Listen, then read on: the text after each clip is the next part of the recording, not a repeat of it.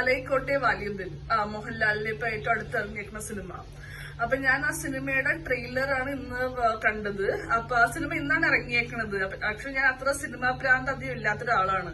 അപ്പൊ ഈ cinema period ഡ്രാമയാണ്, ചിലർക്ക് കാണാൻ പോകണമെന്നൊക്കെ ഞാൻ കേട്ട്. അപ്പൊ അതുകൊണ്ടാണ് ഞാൻ എന്താണ് സിനിമ ട്രെയിലർ ആദ്യം കണ്ടുനോക്കിയത്. അപ്പൊ ട്രെയിലർ കണ്ടുനോക്കിയപ്പോ എനിക്ക് ആദ്യം തന്നെ ഈ സിനിമയായിട്ട് ഭയങ്കര റിസംബ്ലൻസ് തോന്നി. മറ്റേ നിവിൻ പോളിയുടെ ട്രെയിലർ, മറ്റേ ഒരു പീരിയഡ് ഡ്രാമ കുറെ നാളും പറയില്ലേ, മറ്റേ കായംകുളം കൊച്ചുണ്ണിയായിട്ട് ഭയങ്കര റിസംബ്ലൻസ് എനിക്ക് തോന്നി. കാരണം ഇതേപോലെ തന്നെ ഒരു ബ്രിട്ടീഷുകാരായിട്ടുള്ള ഒരു വോർ, അവരായിട്ടുള്ള ഒരു കോൺഫ്ലിക്റ്റ്, ഒരു രണ്ട് കമ്മ്യൂണിറ്റി തമ്മിലുള്ള ഒരു, നമ്മുടെ കുറെ നാളുകളായിട്ട് പ്രീ ഇൻഡിപെൻഡൻസ് തൊട്ട് തന്നെ അറിയണ ഒരു കഥ. അതായത് ബ്രിട്ടീഷുകാര് നമ്മുടെ നാട്ടുകാരെ ഉപദ്രവിക്കുന്നതും അതിനെതിരെ നമ്മൾ ഫൈറ്റ് ചെയ്യണതുമായിട്ട് എനിക്ക് അതാണ് ട്രെയിലറിൽ നിന്ന് മനസ്സിലായത്. അതായത് ഒരു എത്നിക് മൈനോറിറ്റി ഗ്രൂപ്പിലുള്ള ആൾക്കാർ ബ്രിട്ടീഷുകാരായിട്ട് അവര് ഫൈറ്റിംഗ് ഫോർ ദിയർ റൈറ്റ്സ്. അതിനകത്ത് ഒരു എന്താ ലീഡറിനെ പോലെ നിൽക്കുന്ന ഒരാളാണ് ഈ പറഞ്ഞ മെയിൻ പ്രൊട്ടഗോണിസ്റ്റായ മോഹൻലാൽ ചെയ്യുന്ന കഥാപാത്രം. അപ്പൊ കഥ എനിക്ക് ഒരു ചെറിയൊരു ഗ്ലാൻസിനകത്ത് കിട്ടുക, അത്ര സത്യമാണെന്ന് എനിക്ക് അറിഞ്ഞൂടാ. I watch the movie. പിന്നെ രണ്ടാമത് എനിക്ക് ആ സിനിമയുടെ ട്രെയിലറിൽ നിന്ന് ബാക്ക്ഗ്രൗണ്ട് സ്കോർ ഭയങ്കര ഇഷ്ടപ്പെട്ടു. അടിപൊളി മ്യൂസിക്, ബാക്ക്ഗ്രൗണ്ട് സ്കോറും ആ സിനിമാറ്റോഗ്രാഫിയും ഡയലോഗ് വളരെ ഹെവി ആയിട്ട് ഡയലോഗ് പറയണതൊക്കെ ഈ ആ ബാഹുബലി രീതിയിലുള്ള ഏത് പീരിയഡ് ഡ്രാമ ഇറങ്ങിയാലും നമ്മളുടെ വായയിൽ ഓട്ടോമാറ്റിക്കലി നമ്മളുടെ മനസ്സിൽ ഓട്ടോമാറ്റിക്കലി വന്നത് ബാഹുബലിയാണ്. കാരണം അതാണ് ഒരു ബെഞ്ച് മാർക്ക് സെറ്റ് ചെയ്തത് പീരിയഡ് ഡ്രാമയുടെ കാര്യത്തില്. പക്ഷെ ബാഹുബലിയുടെ ഒരു പ്രത്യേകത വെച്ചാൽ ബാഹുബലിയുടെ കഥ അടിപൊളിയായിരുന്നു, അഭിനയിച്ചേക്കുന്നൊക്കെ അതിനേക്കാട്ട് അടിപൊളിയായിരുന്നു. അപ്പൊ ഇത് ആ ഒരു രീതിയിൽ അത്ര ഒരു എനിക്ക് അറിഞ്ഞുകൂടാ. സത്യമായിട്ട് ഞാൻ പറയണേണ്.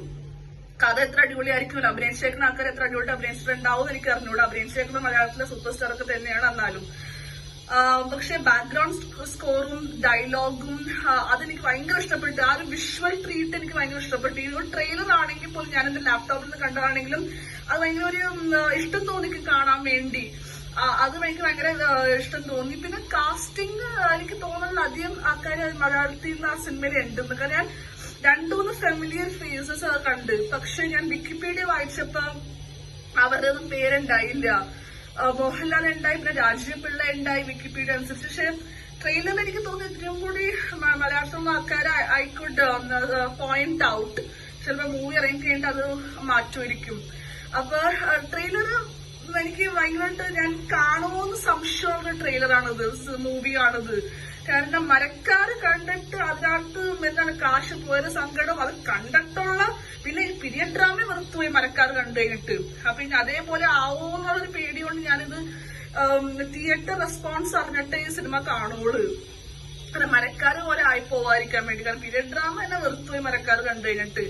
ഈ ഒരു കാര്യത്തില് നിങ്ങൾ എന്റെ വ്യൂ ആയിട്ട് നിങ്ങൾ എഗ്രി ചെയ്യും, അതെനിക്ക് ഉറപ്പായതുകൊണ്ട് ഞാൻ പറയുന്നതാണ്. അപ്പൊ ഞാനിപ്പോ ഇന്നൊരു 10-12 മണി കഴിഞ്ഞിട്ട് തിയേറ്റർ റിവ്യൂ ഞാൻ എടുത്തു നോക്കി. ഈ മീഡിയക്കാരെ തിയേറ്ററിൽ മുമ്പ് ഇപ്പോഴും ചോദിക്കുമല്ലോ. അപ്പൊ ഫസ്റ്റ് ഷോ ഫാൻ ഷോ ആയിരിക്കും, എപ്പോഴും ഫാൻസ് ആയിരിക്കും പോകുമ്പോൾ. നെക്സ്റ്റ് ഷോ അത് കഴിഞ്ഞിട്ടുള്ള ഷോന് തിയേറ്റർ റിവ്യൂ ഉണ്ടായി.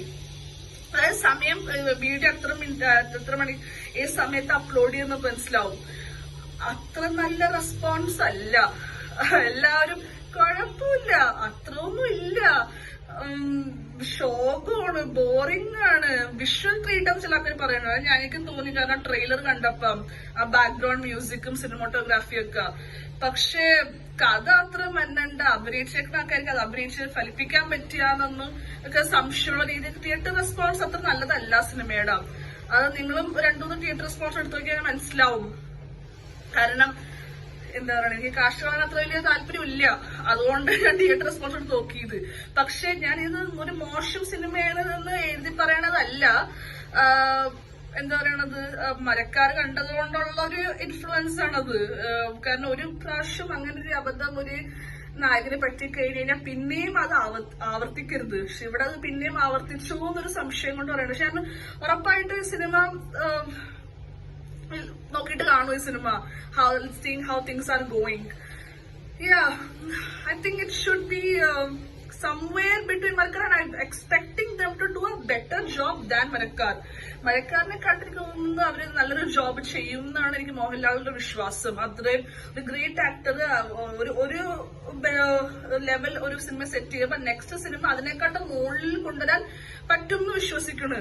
പക്ഷെ എനിക്ക് തോന്നുന്നു മോഹൻലാൽ കൂടുതൽ സൂട്ട് ചെയ്യണത് നേര് പോലത്തെ വേഷങ്ങൾ, ഒരു സിമ്പിൾ ആയ ഒരു സബ്ടൈൽ ക്യാരക്ടേഴ്സ് ആയിരിക്കും കൂടുതൽ ഇണങ്ങണമെന്ന് എനിക്ക് തോന്നുന്നു. ഇങ്ങനത്തെ പീരിയഡ് ഡ്രാമ അല്ലാതെ ഒന്നില്ലെങ്കിൽ ഒരു ഫാമിലി എന്റർടൈൻമെന്റ്, അതല്ലെങ്കിൽ വളരെ സിമ്പിൾ ആയ ഒരു സാധാരണ മനുഷ്യനെടുക്കാനായിരിക്കും മോഹൻലാലിന് കൂടുതൽ പറ്റുന്നത്. എല്ലാം ചെയ്യാൻ പറ്റും.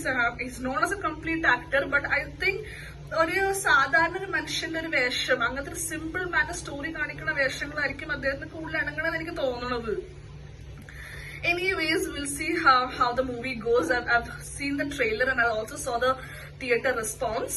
And I'll come back with another video of the review of this movie once I decide to watch it. Thank you.